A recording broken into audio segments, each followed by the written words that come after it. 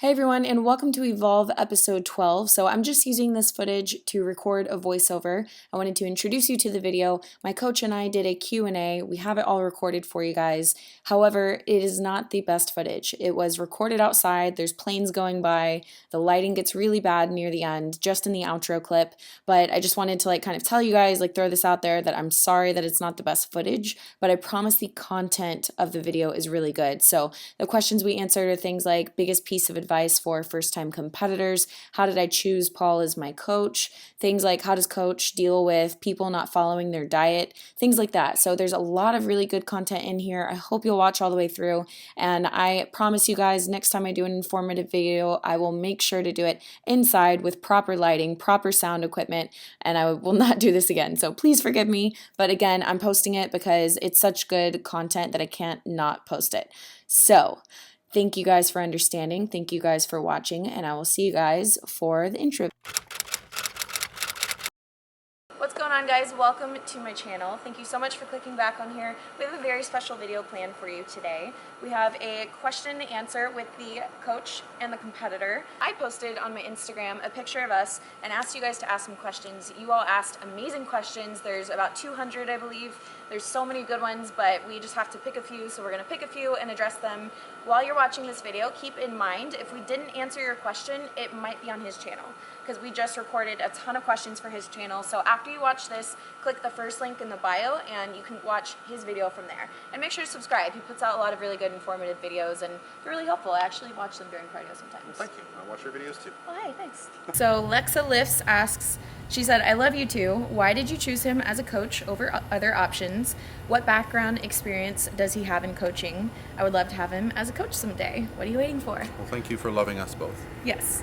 So I chose him as a coach over other options because I knew that he was knowledgeable in what he was doing. I knew that I would not deal with any sort of bro science whatsoever when it came to him.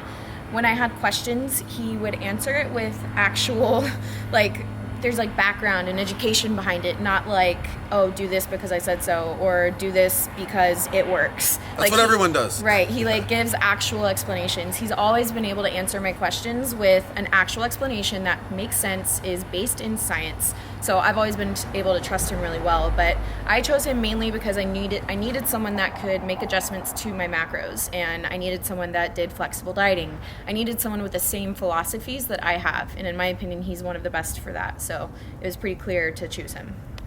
Yeah, so my experience in coaching started when I first started competing in 2007, way before the internet. Did you say before the internet? No, not that long. But my decision to coach, I didn't take it lightly, and actually at first I did not want to do it. So I started working with Lane Norton in 2007, and he turned me on to a whole new approach called flexible dieting, and he got me ready for a competition, which I won using a flexible dieting approach. We didn't cut water, we didn't cut sodium, we did all these things that at the time were considered terrible. I actually had people backstage laughing at me because I was drinking water and eating food, an hour before I went on stage. And when I won, they all thought, well, you're a genetic freak. Well, I'm a skinny guy, so I'm not a freak. And so I always took the approach that if you do things the right way, it's going to just produce a better result, because I saw the evidence myself, and I saw people backstage that were probably better than me, but they peaked improperly or prepped improperly. And so I just started asking questions of Lane. I've always been a student of bodybuilding and nutrition, and once I started competing and talking to Lane, he just kept reiterating to me how he thought I would be a good coach because I asked the right questions and I had a desire to learn. Mm-hmm. So I started touring with Lane, started attending seminars with Lane, and he's just been such a great resource for me because I've gotten to know some of the greatest people in the exercise and science industry and field, and I've actually gone back to school and studied some exercise science. So my goal now as a coach is to take my experience, build on top of that knowledge base and just continue to provide and give back more information. So yeah, that's my experience has been, basically learning as a competitor and then applying that to my athletes. And now I've got the benefit of working with some great athletes like Emily, so I can really work at a high level. Oh, thanks. Oh, I also want to add on that note, I actually first heard Paul's name from Lane Norton's podcast, because I would listen to his podcast, and every single time Lane would do his little like commercial things. Anyways, so he talked about Paul, and he said that that's the coach that he recommends, and that he put his name behind. And I knew that if he put his name behind him, then that gave him enough credibility for me. How do you handle an athlete you know isn't following their diet, either going over, under on macros? Great question, because as much as I am a physique coach, I am much more a psychologist and dealing with multiple personalities from email to email. And so trying to read in between the lines can be difficult. Emily and I started doing some FaceTime chats as we got closer to contest prep, because when I can see someone face to face, I can look for signs that they're overworked, that they're run down. And so when I decided I was going to be pushing you harder, I wanted to actually see it in your face that you were ready for that, and she was. So when I deal with a client who's going over or under on macros, I'm not going to berate them. I'm going to try to understand what's going on. You know, hiring a coach and competing, these are like things in life that are, you know, as far as priorities, they're not typically that high. Right. When you're talking about a job, a roof over your head, family, somebody gets sick. So I understand. Now, if it's a trend that continues, I might say to them, listen, do you really need to work with me? Is this something that you value right now, that you need? And I'm luckily in a situation right now where I can actually pick and choose clients based on how I feel they're going to respond, because as much effort as I put into them, I want that returned, right? I'm not just, I don't want your money. I want your commitment. So. And from a client's perspective, it is so incredibly important to be honest with your coach. Your coach can't help you if you're not honest with them.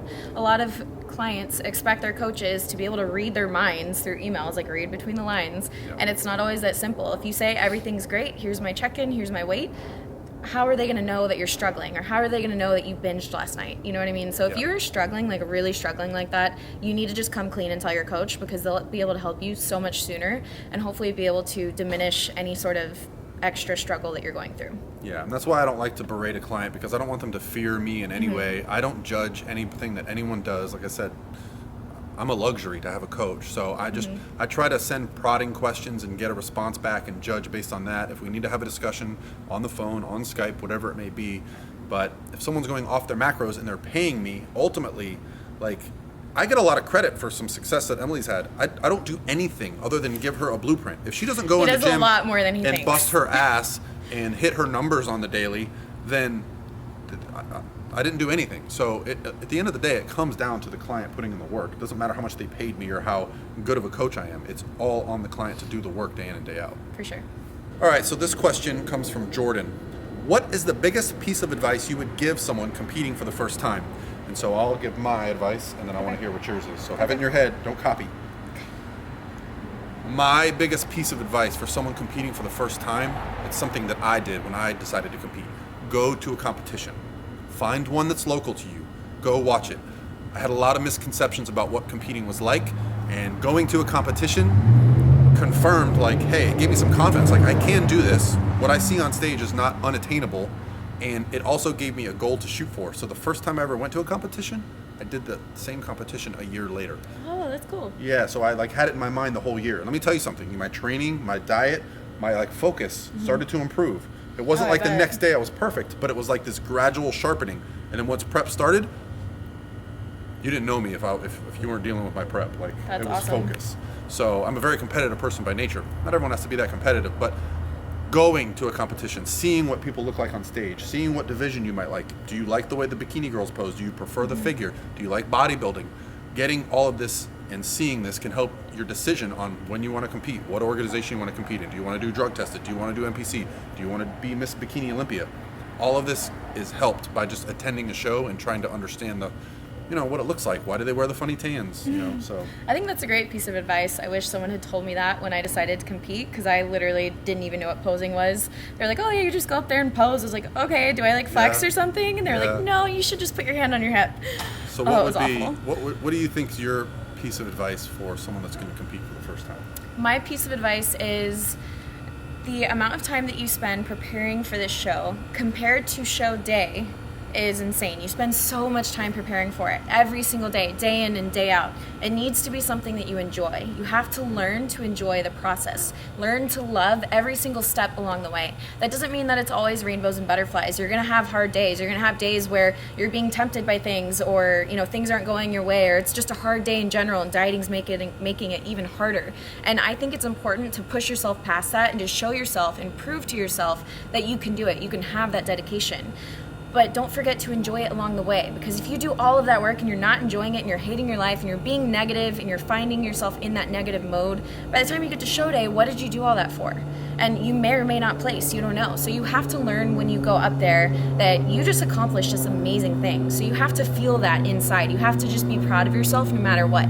If you place, that's a cherry on top. And if not, that's okay. You have next time. So that's my advice. That's awesome advice. Yeah, enjoying the process is something that a lot of people struggle with. So definitely, I always will tell first-time competitors, the day of the show, take a ton of pictures. All right, guys. So that is going to conclude this Q&A with Coach Paul. Actually, can you please say your name out loud, your last name? My last name is Paul Revelia. I said Revelia for the longest time, That's and how I it's remember spelled. one time he was like, the I is silent. And I was like, I'm sorry. I grew up, every teacher, every Little League announcer always got my name wrong. So now you guys No know. biggie. I will put his YouTube channel below. I will also put his email, so if you want to send him inquiries. He does not just competition, but he also does lifestyle coaching. So you guys can hit him up with the email. You're going to be overwhelmed. It's okay. Paul@prophysique.com, and yes, I will consider all of you. Just tell him that you're from me and that we're friends, and it's fine. Okay. That does help. You have a great following. Oh, thanks. They're awesome. I love you guys.